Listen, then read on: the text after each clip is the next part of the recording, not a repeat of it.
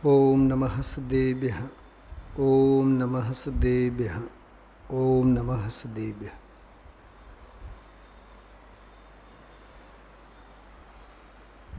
ઇષ્ટોપદેશ ગ્રંથાધિરાજ આચાર્ય પૂજપાદ દેવની અપૂર્વ રચના લીંડી પીપર જેવી રચના છે. કદે નાની પણ 64 પોરે પોરે પૂરી. માત્ર 51 શ્લોકો. સમયસારજી જેવા ગ્રંથોમાં અધિકારોમાં એક અધિકારમાં 40-50 ગાથાઓ હોય.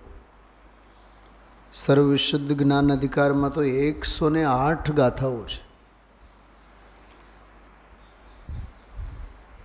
પણ ઘણા એવા ગ્રંથો છે, પરમાનંદ સ્તોત્ર છે, એકી ભાવ સ્તોત્ર છે, ઇવન ભક્તામર સ્તોત્ર આપણે વાંચીએ ભણીએ 48 જ શ્લોકો છે.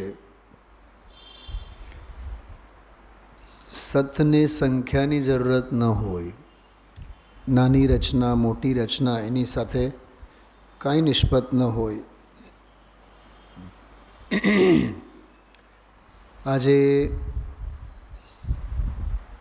34મો શ્લોક પૂરો કરી 35મા શ્લોક તરફ પૂજ ગુરુદેવ શ્રી ક્રમે કરીને આગળ વધ્યા. 33મા શ્લોકમાં ગુરુનો ઉપદેશ તત્વને સિદ્ધાંતોના શ્રદ્ધા જ્ઞાન ચારિત્રના સ્તરે આત્માર્થી જીવનો પ્રયોગ એટલે અભ્યાસ. ગુરુનો ઉપદેશ, અંતરનો અભ્યાસ અને અનુભવ, સંવિત્તિ શબ્દનો પ્રયોગ એમાં આવ્યો. અને એના ફળમાં સ્વપર ભેદ વિજ્ઞાન અને એના ફળમાં મોક્ષ સુખનો ઉપભોગ ભોગ સંચેતન. 33મા શ્લોકમાં એ વાત આવી. 34મા શ્લોકમાં કહે છે કોણ ગુરુ અને કોણ શિષ્ય, કોણ અભ્યાસ કરે શલાબેન અને કોનો અભ્યાસ કરે. મૂકો બધું. હા, ગુરુની પાછળ, ગુરુના પાછળની ઘેલચા મૂકો, એમ 34મો શ્લોક કહે છે. અને અભ્યાસનો ક્રિયાકાંડ પણ ઘણો કર્યો, એ નહીં મૂકો. અને મેં સ્વને જાણ્યો અને મેં પરને જાણ્યો, એ સંકલ્પ વિકલ્પો બધા મૂકો.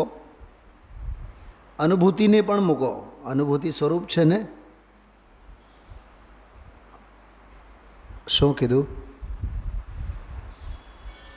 પકડાય છે શલાબેન? હા, અનુભૂતિને પણ મૂકો. કેમકે અનુભૂતિ પણ આગંતુક ભાવ છે, મહેમાન છે, યજમાન નથી. યજમાન કોણ છે? કે અનુભૂતિ સ્વરૂપ ભગવાન આત્મા નિરંતર સ્વયમેવ પોતે જ અનુભવમાં આવી જ રહ્યો છે. 19મી ગાથા સમયસારજી. ज्ञान की प्रतिपल उठे तरंग झांकता उसमें आत्मराम.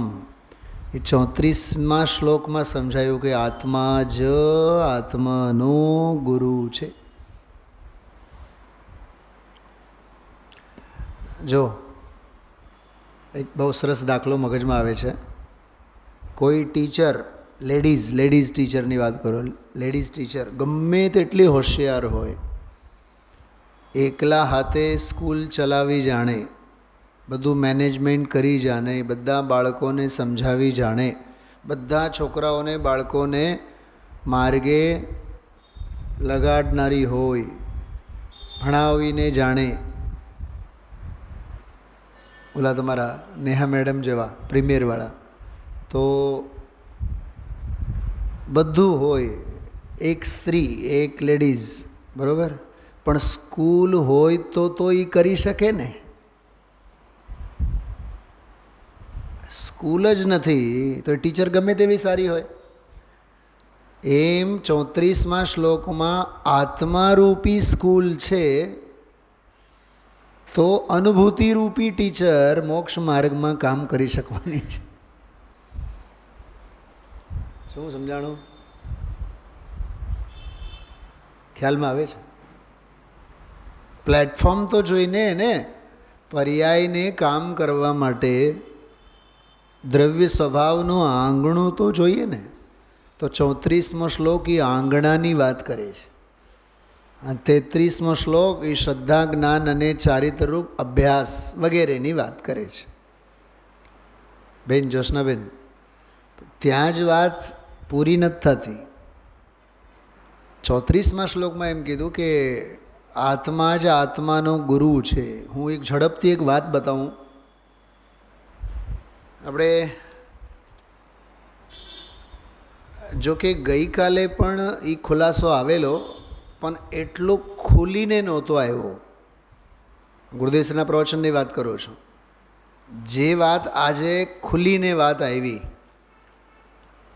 16મી ગાથા સમયસારજીની, એના થોડાક પડઘા આજના પ્રવચનમાં આવ્યા.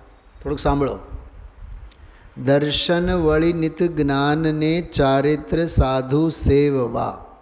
સાધુ એટલે સત્પાત્ર આત્મસન્મુખ જીવ, સમ્યક સન્મુખ જીવ. સાધુ એટલે સજ્જન પુરુષ, પાત્ર આસન્ન ભવ્ય જીવને શું સેવવા? દર્શન, જ્ઞાન અને ચારિત્રને સેવવા. પણ એ ત્રણેય આત્મા જ કેવળ જાણ નિશ્ચય દ્રષ્ટિમાં. તો પહેલી લીટીમાં ભેદરૂપ વ્યવહારની વાત કરી કે શ્રદ્ધા, જ્ઞાન અને ચારિત્રને સેવવા, પણ એ સમજાવવાની ભાષા છે. બીજી લીટીમાં કહે છે પરમાર્થે તો ત્રણેય આત્મા જ છે. એટલે એનો સીધો અર્થ એમ થયું કે આત્માનું સેવન કરો.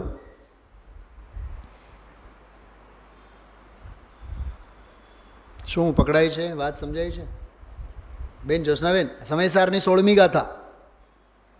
દર્શન વળી નિત જ્ઞાનને ચારિત્ર સાધુ સેવવા. પણ એ ત્રણે, આ પણ કીધું એનો અર્થ શું થયો? એનો અર્થ એમ થયો કે શ્રદ્ધા, જ્ઞાન અને ચારિત્ર એ ભેદો છે એને મૂકો. પણ એ ત્રણે આત્મા જ કેવળ. તો વાત ક્યાં આવીને ઊભી રહી? એ આત્મા જ છે, તો આત્મા જ કેવળ. તો જાણ નિશ્ચય દ્રષ્ટિમાં, પરમાર્થની દ્રષ્ટિમાં તો આત્મા જ છે એમ જાણ. શ્રદ્ધાને શ્રદ્ધા નહીં જાણ, જ્ઞાનને જ્ઞાન નહીં જાણ, ચારિત્રને ચારિત્ર નહીં જાણ, માર્ગને માર્ગ નહીં જાણ, ભેદને ભેદ નહીં જાણ. એ બધું અભેદ છે. એટલે 34મી ગાથા ઇષ્ટોપદેશમાં એમ કીધું આત્મા એવા આત્મનો ગુરુ. આત્મા જ આત્માનો ગુરુ છે. હું સિદ્ધાંતને સમજાવવા માટે બીજો સિદ્ધાંત, ઇષ્ટોપદેશના શ્લોકને સમજાવવા માટે સમયસારનો મેં દાખલો આપ્યો. ધ્યાન રાખજો. વંદનાબેન, પકડાય છે વાત?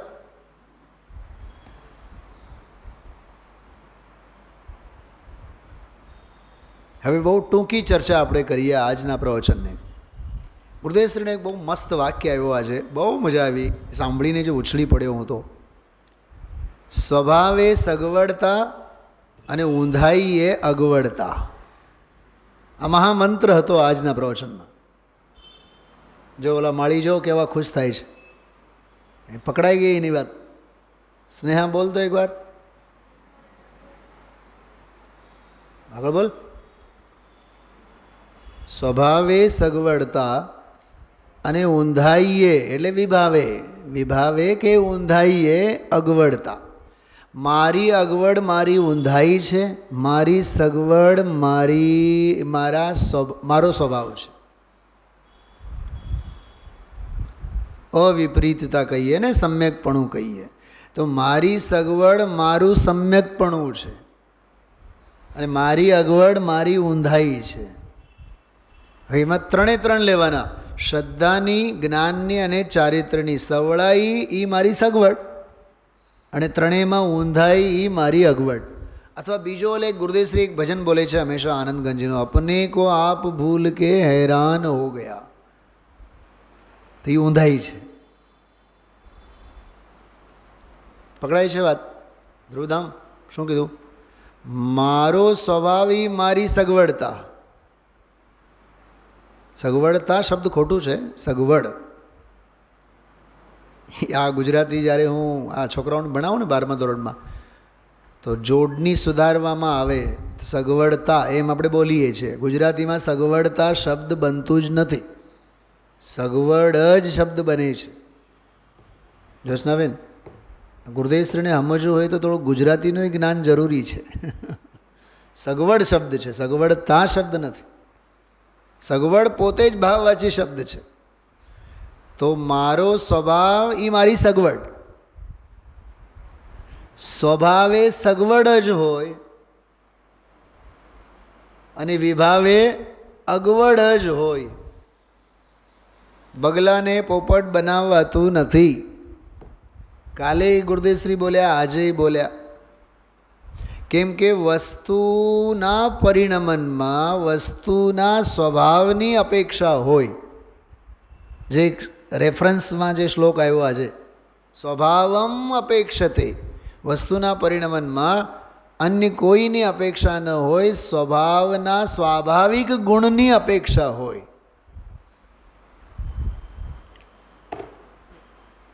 શું ભરતભાઈ સમજાય છે?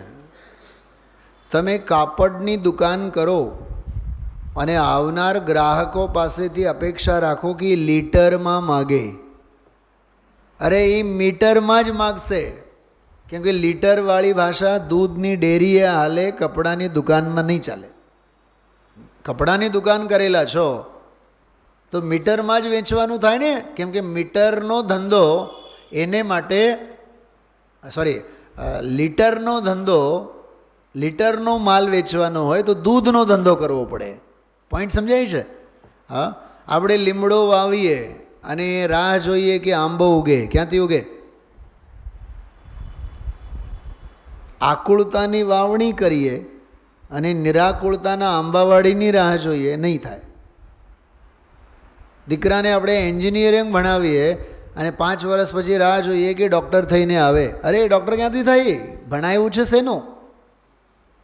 એન્જિનિયરનું. તો એન્જિનિયર જ થશે. કેમ કે જેવી વાવણી એવો જ પાક. આકુળતાના ફળે આકુળતા જ થાય, નિરાકુળતાના ફળે નિરાકુળતા જ થાય. શ્રદ્ધાની વાવણી હોય તો સમ્યક દર્શન જ થાય. જ્ઞાન, સમ્યક જ્ઞાન, ભેદ જ્ઞાનની વાવણી હોય તો ભેદ જ્ઞાન જ ઉગે. અને સ્વરૂપ સ્થિરતા રૂપ ક્રિયા કરી હોય તો ચારિત્ર જ ઉગે. અને આ ત્રણેયની વાવણી થઈ હોય તો આત્મા જ ઉગે. આ બહુ હું સરળ શબ્દોમાં તમને કહું છું. મને જે હું પોતે જે માણું છું એ વિષયને. અચ્છા જ્યોત્સનાબેન, તમને એક વાત પૂછું. શૈલાબેન, તમને વાત પૂછું.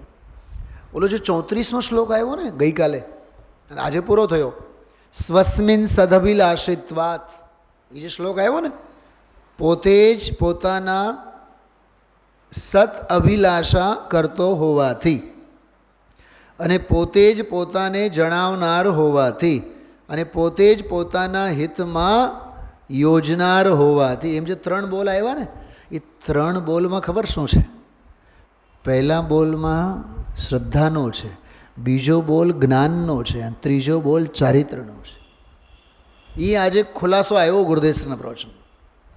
શ્રદ્ધામાંય, જ્ઞાનમાંય અને ચારિત્રમાંય પોતે જ જીવ સ્વાધીન છે. હું તમને મૂળ શ્લોકને આધારે બતાવું છું. 34મો શ્લોક કાઢો બધાએ. પછી આપણે ગુરુદેવશ્રી જે 35મા શ્લોકની આજે વાત કરી એની ચર્ચા આપણે લેશું. જો મૂળ શ્લોક જો, સ્વસ્મિન સદભિલાષિત્વા, થોડુંક ધ્યાન આપજો એના ઉપર. સતની અભિલાષા સ્વસ્મિન પોતે જ કરતો હોવાથી, પોતાનામાં જ પોતે સદની અભિલાષા કરતો હોવાથી. હવે એમાં સત એટલે શું એનો ખુલાસો ગઈકાલે પણ આવ્યો અને આજે પણ આવ્યો. મેં ગઈકાલે એની વાત નહોતી કરી પણ ગુરુદેવશ્રીએ કરી હતી અને આજે પણ કરી. સત એટલે મોક્ષ, સત એટલે પૂર્ણ સુખ. જો સતનો અર્થ પૂર્ણ સુખ એવું કરેલું છે, અથવા બીજા શબ્દોમાં સત એટલે મોક્ષ. તો મોક્ષની અભિલાષા કોણ કરે કે પોતે જ કરે. ધ્યાન ગયું હોય તો જો આજના પ્રવચનમાં તમારું બધાયનું. વંદનાબેન, ગુરુદેવશ્રીના પ્રવચનો વ્યાખ્યાનો ન હોય, અનુભવનું ભાતું હોય.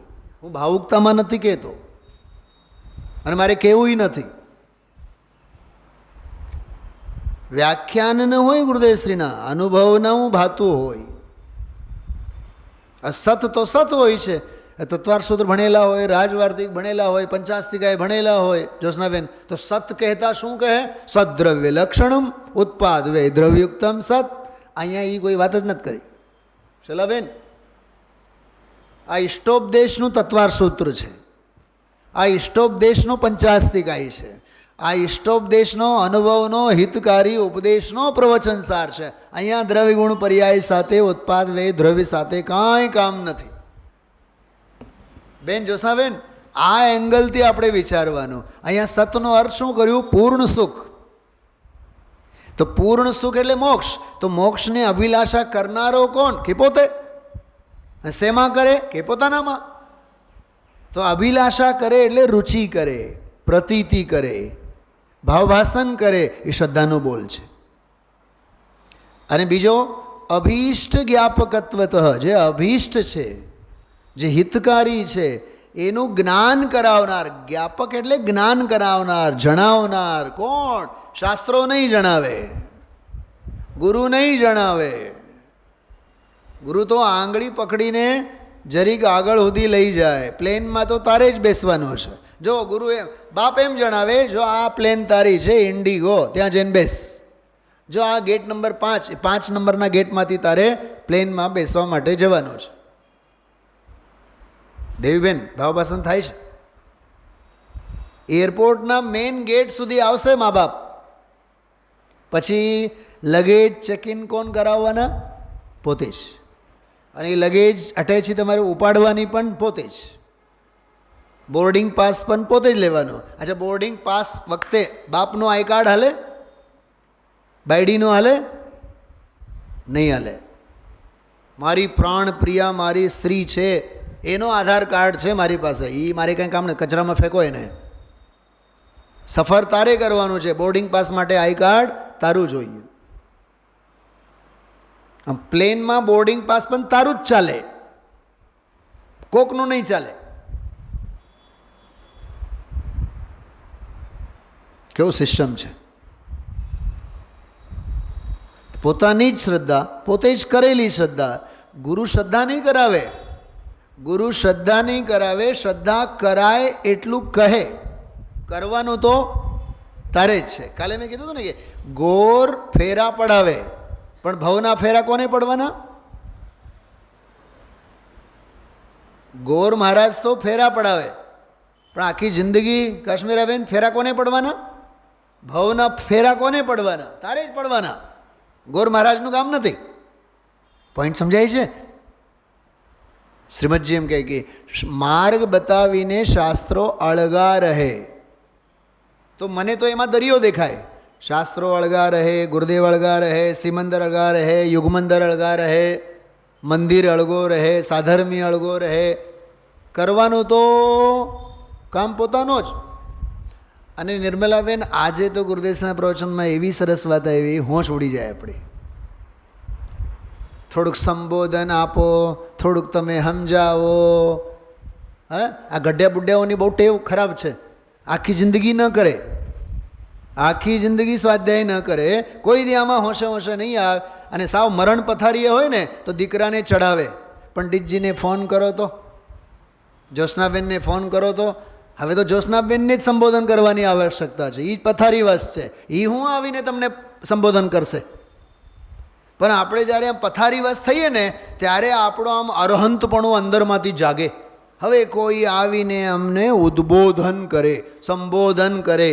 જનવાણી કહે છે રુચિનું સંબોધન તું તને તારો પોતાનું કર, જ્ઞાનનું સંબોધન તું તને પોતાનું કર, અને સ્વરૂપમાં ઠરવા માટેનું સંપાદન પણ તું પોતે સંબોધન પોતે કર. કેમ કે આત્મા જ આત્માનો ગુરુ છે. સ્વભાવે સગવડ, વિભાવે અગવડ. એક ઘા ને બે ટુકડા.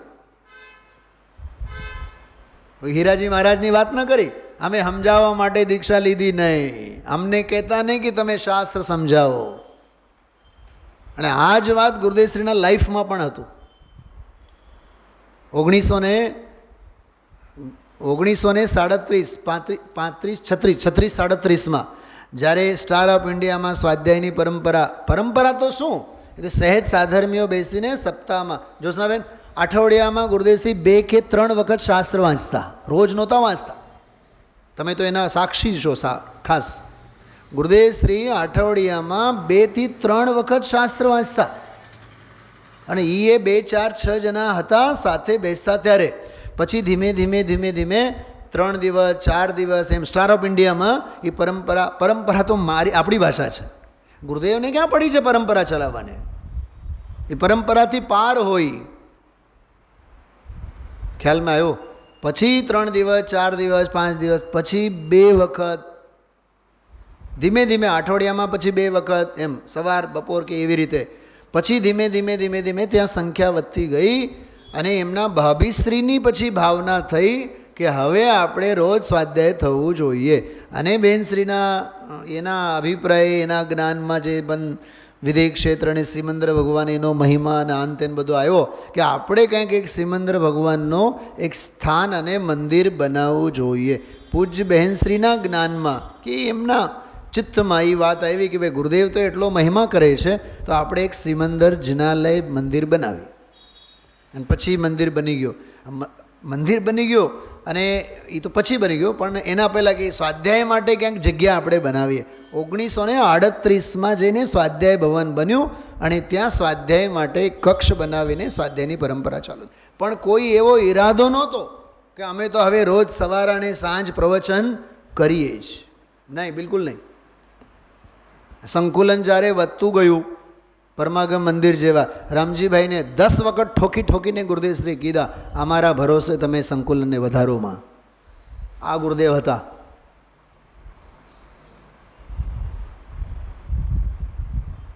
મેં તમારા જ્યોતિબેન, આપણા જ્યોતિબેનને મેં આજ સવારે જ વાત કરી.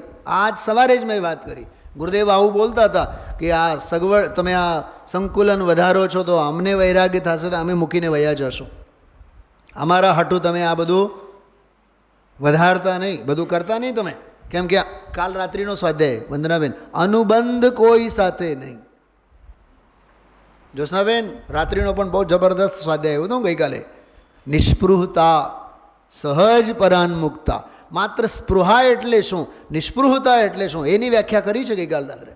30-32 મિનિટ જ મેં લીધું. હું શરીરે થાકેલો હોઉં એટલે મને પણ બહુ આમ રસ નથી એમાં.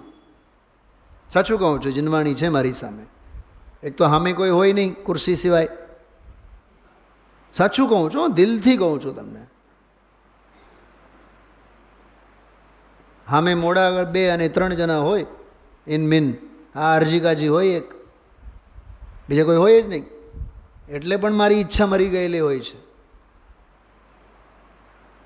એક તો શરીરે થાકેલા આપણે, અને આમ કોઈ હોશ અને આમ જેને કે નહીં ગરજની આમની વસ્તુ ન હોય. એ ઘરે બેસીને જે સાંભળે છે એ તો બધા સ્વરૂપગુપ્ત હોય. 35મી ગાથા આજે એ જ તો કીધું, જ્ઞાનીને સમજાવી શકાતું નથી, જ્ઞાની સમજી શકતો નથી. નાગ્યો વિજ્ઞત્વ મૃચ્છતિ, વિજ્ઞો નાગ્યત્વ મૃચ્છતિ. એ શ્લોક છે. અજ્ઞાનીને જ્ઞાની બનાવી ન શકાય અને જ્ઞાનીને અજ્ઞાની બનાવી ન શકાય. લીંબોળીને તમે ખાંડ બનાવીને બતાવો, અને સાકર અને ખાંડના ગાંગડાને, સાકરના ગાંગડાને લીંબોળી બનાવીને બતાવો. લીંબોળી છે, સાકર છે. એ ઘોર મિથ્યા દૃષ્ટિ અજ્ઞાની જ રહેવાનો છે. કૂતરાની પૂંછડી વાંકીને વાંકી રહેવાની છે. સમજાય છે?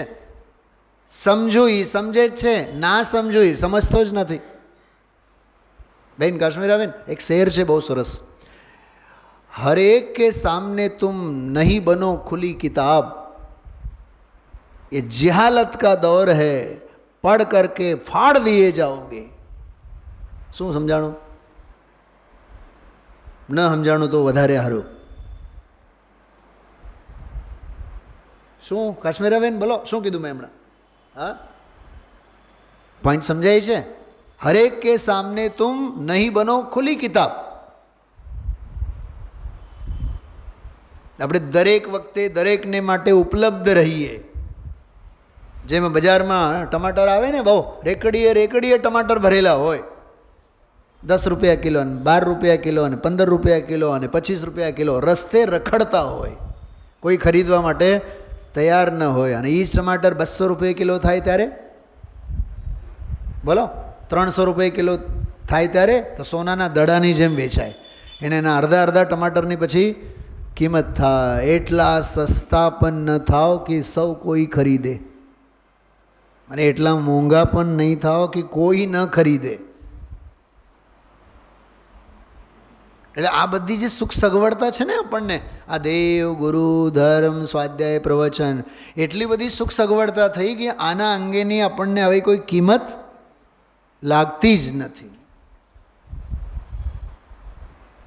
જે સંતાનોને મા બાપ જે કહે, મોઢામાંથી શબ્દ આવે એ બધું હાજર, જે કહે એ હાજર, એને કેટલી કિંમત છે એને? હા,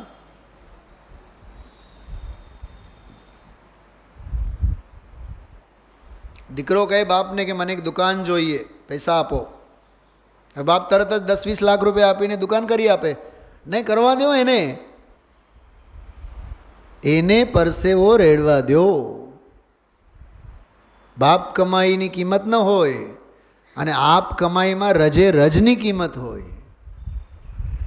તો ગુરુનો ઉપદેશ ગમે તેટલું મળે કે બગલાને પોપટ તો ન બનાવી શકાય. ગુરુદેવ ખબર શું બોલ્યા જ્યોત્સનાબેન? અહીંયા તો માછલા મારવાની ટેવ છે એવું બોલ્યા. અહીંયા તો અમે માછલા પકડવા માટે બેઠા છીએ, ઓલો બગલાઓ. અને એને કોઈક બ્રાહ્મણ જઈને કહે કે રામ રામ બોલ, પોપટ બનાવવા માટે જાય. એ ક્યાંથી બને પોપટ?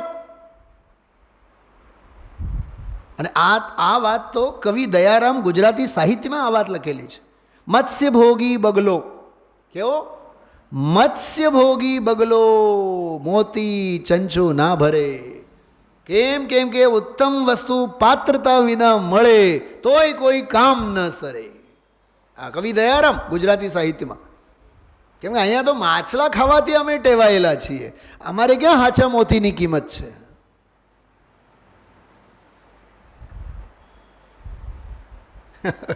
શું સાંભળો છો? શું છે આ બધું? હા, એટલે અજ્ઞાનીને જ્ઞાની બનાવાતું નથી, બનાવી શકાતું નથી. અને જ્ઞાનીને અજ્ઞાની તું લાખ કોશિશ કર, 7મી નરકે પડેલો હોય તો એ જ્ઞાની જ છે, જ્ઞાની જ રહેવાનો. સિદ્ધોને નિગોદિયા બનાવી નથી શકાતો, અને સિદ્ધોમાં જે અનંતા નિગોદિયા છે એમાં એક પણ નિગોદિયાને તમે સિદ્ધ નથી બનાવી શકવાના. નિગોદિયા એ નિગોદિયા રહેવાના, સિદ્ધિ સિદ્ધ રહેવાના. સિદ્ધશિલા એક, સિદ્ધશિલા એક, પણ દુઃખી અનંતા, સુખી અનંતા. સુખે સુખી અનંતા, દુઃખે દુઃખી અનંતા. કેટલું સ્વાતંત્ર્ય, સ્વતંત્રતાનો સિદ્ધાંત છે. એટલે આ વાતમાં કાંઈ દમ નથી. અમે સમજાવીએ એટલે બધા સમજે ને અમે સમજાવીએ એટલે બધાએ આવે. આવે એ એના ક્ષેત્રાંતરે આવે. આવે એ ધર્મ દ્રવ્યની મહેરબાનીએ આવે, નહીં આવે એ અધર્મ દ્રવ્યની મહેરબાનીએ નહીં આવે. કેમ કે ઘરે બેઠા હોય તો ગતિપૂર્વક સ્થિતિ કરવામાં અધર્મ દ્રવ્ય નિમિત્ત હોય. કંઈક સમજાય છે?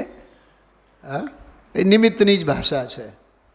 બાકી તો સાચું કહું તમને, આંખો બંધ કરીને ગુરુદેવશ્રીનું પ્રવચન આપણે સાંભળીએ ને તો તમને સ્વતંત્રતા સિવાય, સ્વાધીનતા સિવાય બીજી કોઈ વાત આમાં આપણને મળે નહીં, અને છે પણ નહીં. કોઈ કોઈનું કંઈક કરી આપે. હા, હમણાં 2 દિવસ પહેલાં ગુરુદેવશ્રી બોલતા હતા, હું જરીક આને સમજાવી દઉં, હું થોડુંક આનું કરું, હું થોડુંક આનું કરું, હું થોડુંક સમાજનું કરું, એવું બોલ્યા છે બધું. હું થોડુંક ટ્રસ્ટનું કરું, હું થોડુંક સમાજનું. અરે કોણ કોનું કરે? ખ્યાલમાં આવ્યું? એટલે આ ત્રણેય બોલમાં છે ને શ્રદ્ધા, જ્ઞાન અને ચારિત્રના પડઘા છે. સ્વસ્મિન સદભિલાષિત્વાદ, સતની અભિલાષા, શાશ્વત સુખ મોક્ષની અભિલાષા એ પોતે જ કરે. અભીષ્ટ જ્ઞાપકત્વ, પોતાને અભીષ્ટ, અભીષ્ટ એટલે શૈલાબેન જો આમાં પણ ઈષ્ટ શબ્દ છે. અભીષ્ટ એટલે પોતાને માટે હિતકર, પોતાને માટે લાભદાયી શું છે એનો જ્ઞાપકત્વત એટલે જ્ઞાપકપણું, જણાવવાપણું પોતે જ હોવાથી એટલે જ્ઞાનવાળો બોલ. પહેલો રુચિ શ્રદ્ધાવાળો બોલ, બીજો જ્ઞાનવાળો બોલ અને ત્રીજો સ્વયં હિતમ પ્રયોક્તૃત્વાદ, પોતે પોતાને હિતમાં જોડનારો હોવાથી ચારિત્રનો બોલ છે. પોતે જ સ્થિર કરનારો છે, પોતે જ આંગળી પકડીને ચલાવનારો છે અને પોતે જ ચલાવવા માટે પ્રેરિત કરનારો છે. શ્રદ્ધામાંય પોતે, જ્ઞાનમાંય પોતે અને ચારિત્રમાંય પોતે. એ આ શ્લોક 34મો. અને એના પછી એક પ્રશ્ન પૂછે છે, એના જવાબમાં આ 35મો શ્લોક આવ્યો કે આત્મા જ આત્માને જન્મ મરણરૂપ સંસારમાં ભ્રમણ કરાવે અને આત્મા જ આત્માને નિર્વાણ પ્રતિ લઈ જાય. આ સમાધિ શતકનો શ્લોક આવ્યો. માટે નિશ્ચયથી આત્મા જ આત્માનો ગુરુ છે, બીજો કોઈ ગુરુ નથી. જો આ સમાધિ શતકમાં પણ એવી વાત આવી. તો આમાં પ્રશ્ન પૂછો શિષ્ય કે એ રીતે અન્યની ઉપાસના પ્રાપ્ત થતી નથી, અર્થાત હે ભગવાન ઉક્ત નીતિ અનુસાર પરના ગુરુપણાનો અભાવ થતાં મુમુક્ષુને ધર્માચાર્ય આદિની સેવા પ્રાપ્ત થતી નથી.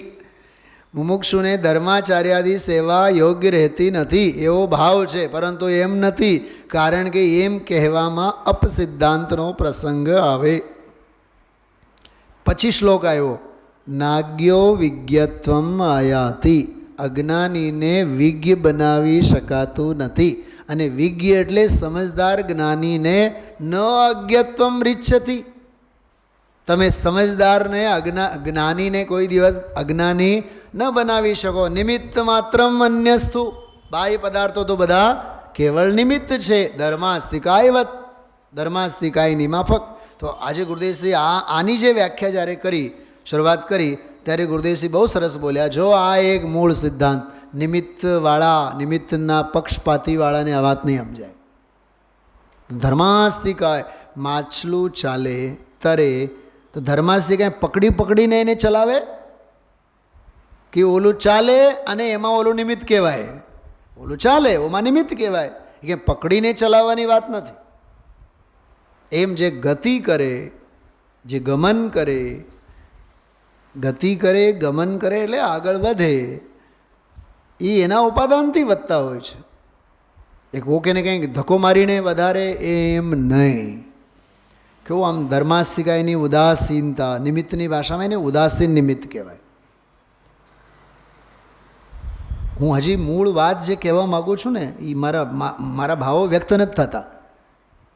અહીંથી બહાર ગયા બાદ મેં કીધું, મેં સમજાયું, મારા કહેવાથી જ થયું, આવા જ છલ્યો આપણને પડેલા છે.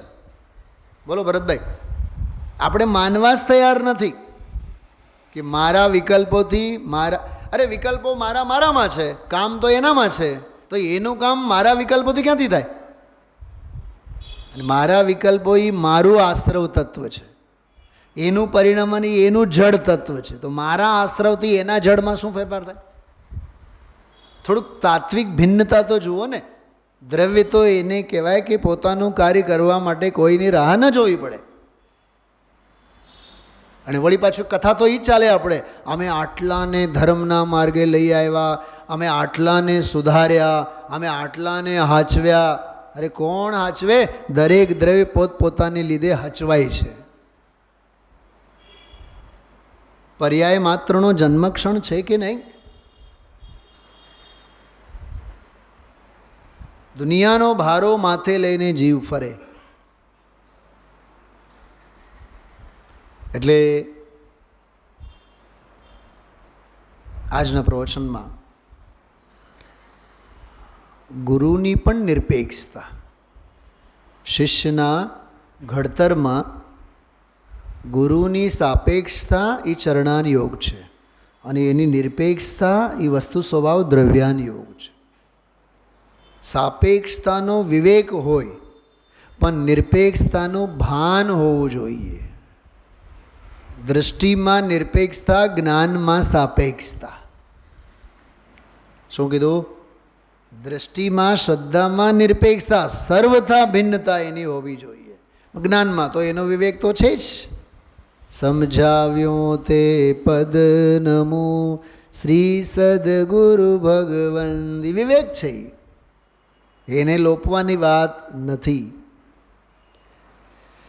જો એક બે ચાર પંક્તિઓ સાંભળો. સમય સારને છણનારો, સર્વ દોષને હણનારો, મુક્તિને તે વરનારો, એ પ્રભાવશાળી આત્મા. ગુરુદેવ શ્રી અંગેની વાત છે. આધ્યાત્મિક એ યોગી છે, આત્મરસનો ભોગી છે, શુદ્ધ સ્વરૂપ સંયોગી છે, એ પ્રભાવશાળી. મને આ પંક્તિ બહુ ગમે. શુદ્ધ સ્વરૂપ સંયોગી છે. આપણે તો બાયડી અને છોકરા અને ઘર અને પરિવારના સંયોગી, અને ગુરુદેવ કેવા સંયોગી? સ્વભાવના સંયોગી. ગઈકાલ રાત્રે બહુ સરસ એક વાત કરી હતી. મુનિપણું એટલે અકિંચન સ્વભાવ. કશું જ નથી મારું દુનિયામાં. શુદ્ધ સ્વરૂપ સંયોગી. કુંદ સિમંદર વારસ છે, રત્ન ચિંતામણી પારસ છે, અંતર જેનો આરસ છે. વાહ, આ પંક્તિમાં બહુ જોરદાર છે. કુંદ સિમંદર વારસ છે એ તો ભક્તિ, રત્ન ચિંતામણી પારસ છે એ સરખામણી, પણ અંદરનો આ છે. અંતર જેનો આરસ છે એ પ્રભાવશાળી. આવું આરસ આપણને પણ થાવ, નહીં તો આરસ પહાણ તો છીએ જ. પહાણ એટલે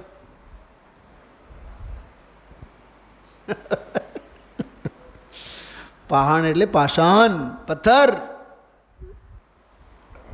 અંદરનો આરસ આવું થાય. હા, અંતરમાં ઓળખાણ છે, બહારમાં નહીં. અંતરમાં ઓળખાણ છે, સર્વશાસ્ત્રનો જાણ છે, વાણી અમીરસ ખાણ છે, એ પ્રભાવશાળી આત્મા. અંતરમાં ઉજમાળ છે. આપણે તો બહારના ઉજવાળમાં આપણે મોહીએ છીએ. ઓહો હો પીઓપી, ઓહો હો લાઇટ, ઓહો હો એસી, સુખ સગવડતાના બધા આપણે મોહી થઈને રાચીએ છીએ. અને ગુરુદેવ અંતરમાં ઉજમાળ છે, વ્યાખ્યાન અમૃત થાળ છે. જો સાંભળો, સ્વાધ્યાય ભવનમાં ગુરુદેવ શ્રી વિરાજે છે, અને વ્યાખ્યાન શરૂ થયા બાદ ગુરુદેવશ્રી તરત જ બોલે, ઓહો હો ભગવાન આત્મા આનંદ રસથી ભરેલો છે, વાત અલૌકિક છે, એવું બોલે છે. તો ગુરુદેવને શું દેખાય છે? બરોબર બરોબર. અને આપણે સોનગઢ સંકુલનમાં ગયા. વાહ, આ હા હા હા હા, કેવું સરસ સંકુલન છે, શું બાહુબલી છે, શું પહાડ છે. શેનો મહિમા આવે છે આપણને? બોલો. ભૌતિક દુનિયાનો મહિમા આવે છે આપણને. અને બાહુબલીની સામે જઈને ગુરુદેવ ઊભા. આહા, જુઓ તો ખરા સ્વરૂપની સ્થિરતા. ગુરુદેવને સ્વરૂપની સ્થિરતા દેખાય, અને આપણને બહારના 45 ફૂટ ભગવાન દેખાય. અને એમાં વળી પાછા કોકે કહે, આ જે પહાડ બનાવ્યું છે ને 500 કરોડનું છે. હા હા, 500 કરોડ, ગજબ કહેવાય. ગુરુદેવ શ્રી પ્રત્યે સમર્પણતા હોય ને તો જ 500 કરોડ ખર્ચી શકાય. આવા વખાણ કરી કરીને વળી પાછો દે મારે. એટલે મેં ગઈકાલ પરમ દિવસે કીધું હતું, ભૌતિકતાનો મહિમા નહીં કરો, આધ્યાત્મિકતાના શ્વાસ ભરો.